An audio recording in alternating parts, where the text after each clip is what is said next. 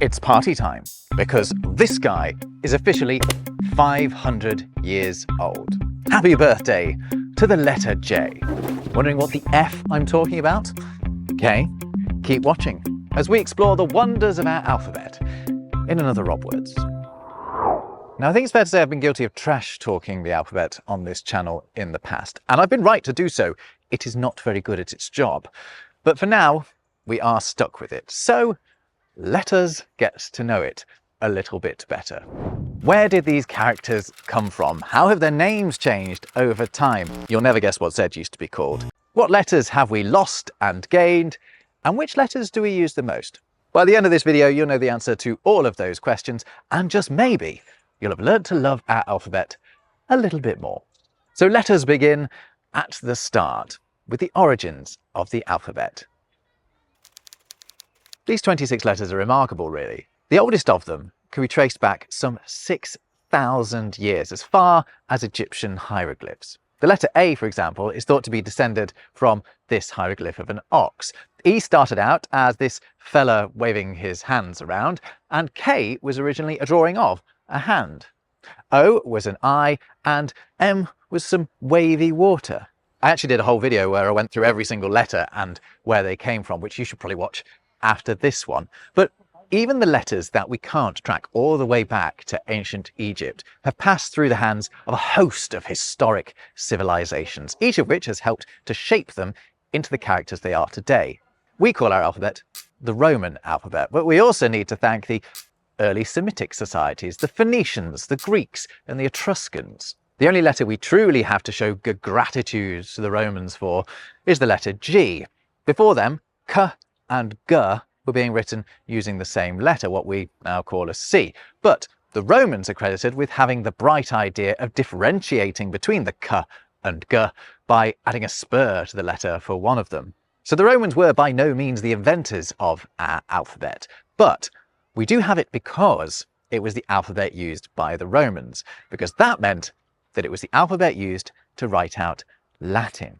The earliest traces of anything that you could call written English do not deploy the Roman alphabet. They're written out in runes, a system of writing to which I recently advocated that we return.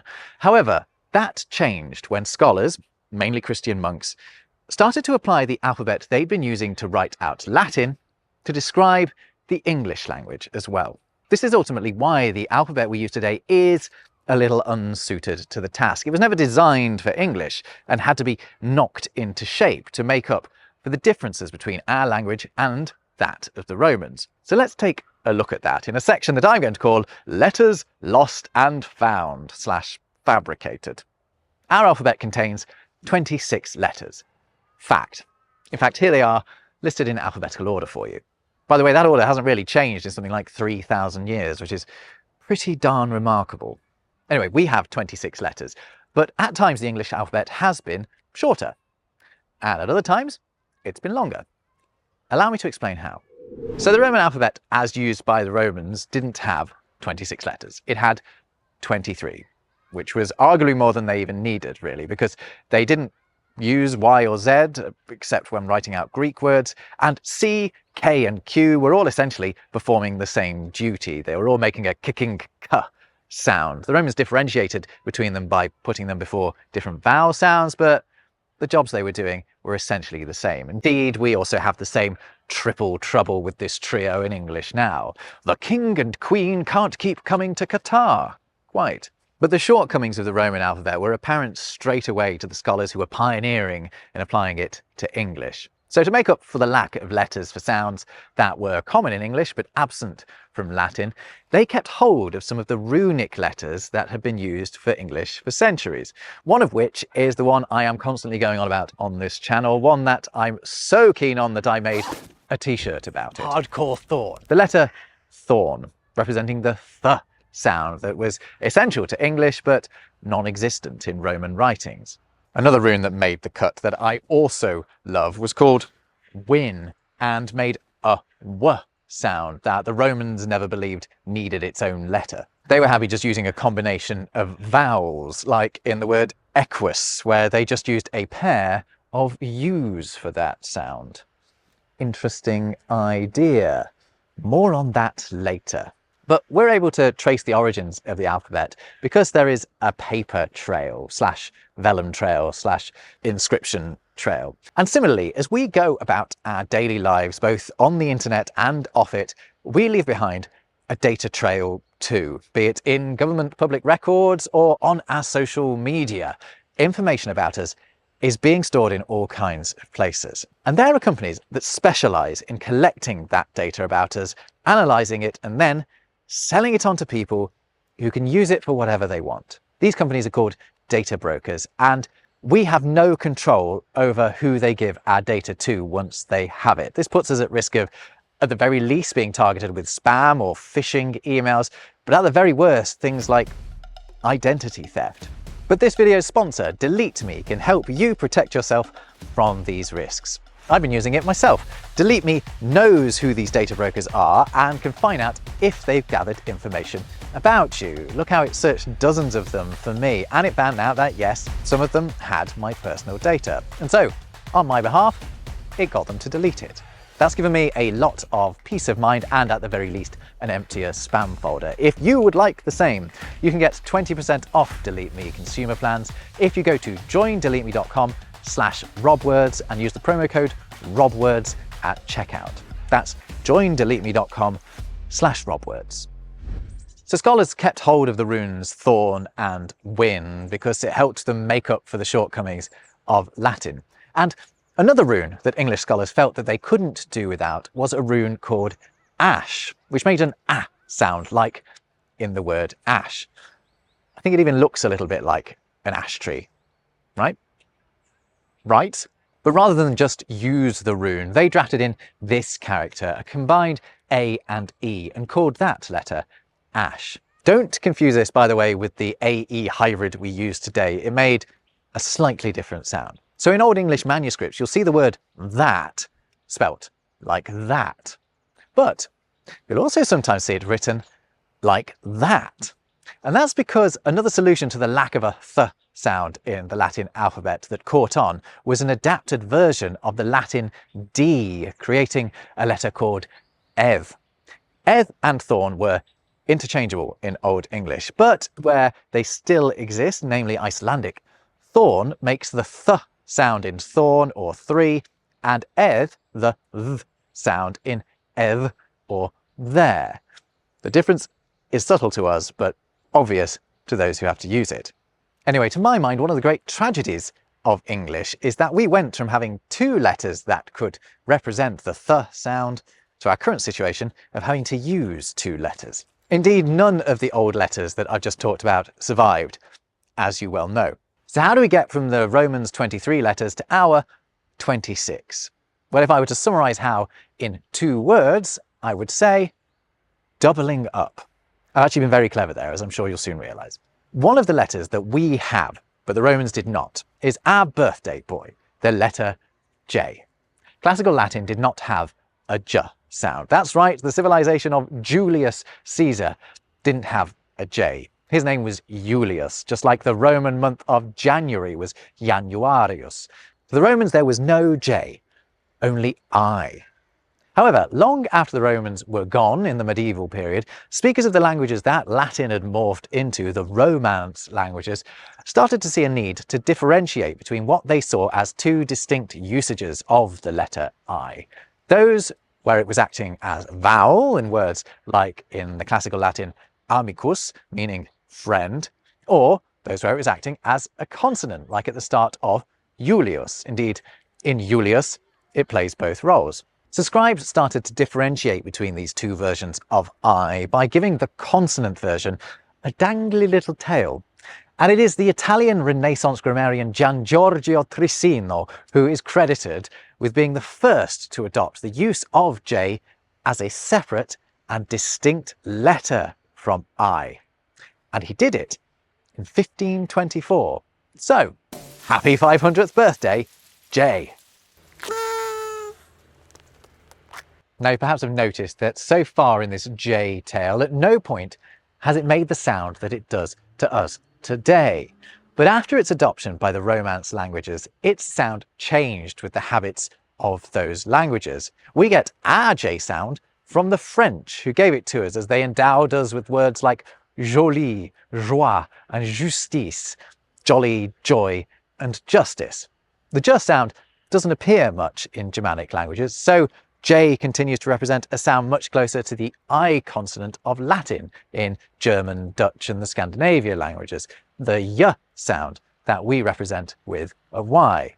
So the Romans doubled up on I and J using the same letter for both. And they did exactly the same thing with two other letters too, U and V. These letters are interchangeable in classical Latin. It basically just depends on how pointy you're feeling. There was no V sound in classical Latin. This famous phrase, I came, I saw, I conquered, is not veni vidi vici, but veni vidi vici. Exactly as if the V's are U's, because they were. I should say, nota bene, you will have heard V sounds pronounced in Latin, in words like vox, via, and veritas, because they are pronounced in ecclesiastical Latin. That's the way that classical Latin has been spoken in the context of the Catholic Church for hundreds of years. It sounds lovely and makes a lot of sense from an English speaker's perspective, but it's apparently not all that true to the ancient pronunciation of classical Latin. Anyway, with this U/V, we have the same situation as we did with the Roman I. It is doing two jobs, a vowel job and a consonant job. Take the word universum, universe. The U/V in the middle is behaving differently to the ones either side of it. It's acting as a consonant, and that difference becomes only more apparent as that middle noise turns into a V sound in Italian and other Romance languages. So eventually, it's seen as necessary to have a separate letter for the vowel and for the consonant. Hence we end up with the curvy vowel U and the razor-sharp consonant V. Now if it were up to me, I'd have made the V the vowel. Whatever. Okay, so we're up to 25 letters now. So which was the 26th? Which? Well, it was W.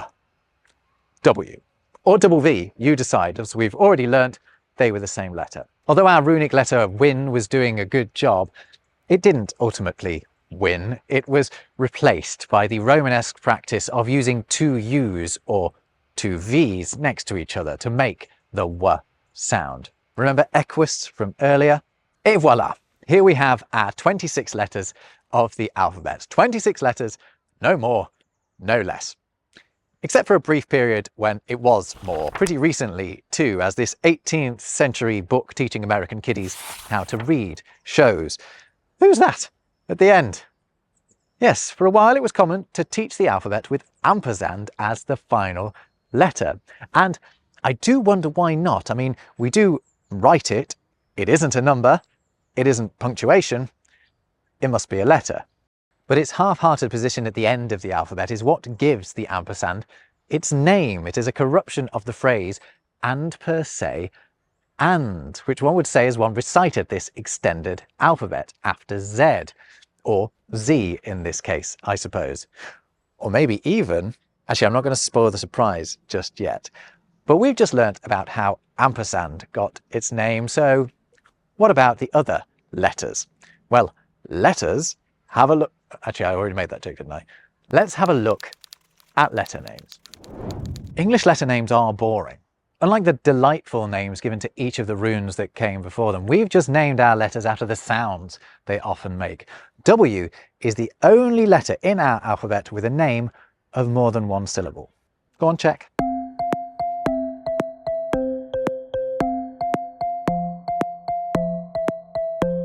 See? We could actually fix that anomaly if we wanted to by just bringing back the name of that runic letter, Win, and applying that to W. And before you tell me I've no chance of bringing about such a change, allow me to point out that the names of letters have varied over time, as this lovely old table of letter names shows. This is from 1740. You can actually easily find it on Wikipedia if you want to have a poke around, but check out a few of these. Look how the G is listed as G, H is each, Q is just Ku. It also lists I consonant and U consonant, just to show that I wasn't talking complete nonsense earlier. But It saves the very best bit till right at the end. It lists this letter not as Z nor as Z, but as Azard. Nice. Let's switch back to that one. It was also sometimes called Izard. Other old letter names included Jot for J, Te for T, and X for X. But if Z was still called Uzard, it'd absolutely be my favourite letter. However, what is our language's favourite letter? Which letter do we use the most?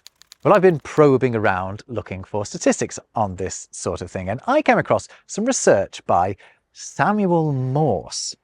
Samuel Morse is the guy after whom Morse code is named, the system of relaying messages using dots and dashes, either by transmitting dits and dars over telegraph or with flashing lights. This was before the telephone, you see. Each letter in Morse code is represented by a combination of short and long signals, the dots and dashes. But Morse wanted to make sure that messages could be sent as quickly and efficiently as possible.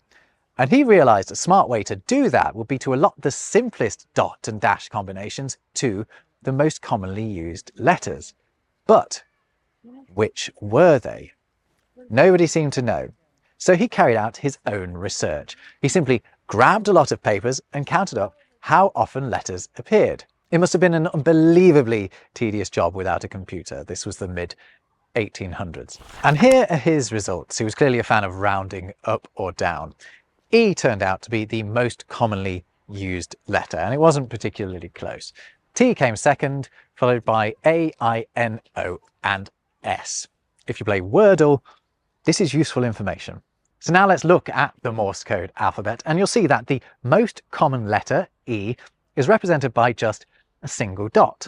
The second most, T, is just a single dash, then A is just a dot and a dash, and then they get gradually more complicated, with the least common letters requiring a whole 4 strokes. Z is 2 dots followed by 2 dashes. Numbers are a different story, by the way. They are their own rather satisfying system. But what I think is cool about all of this is that it shows that the original Morse code was designed specifically for the English language, because other languages use different letters with different frequencies. As such, other Morse codes have been developed for some of those languages.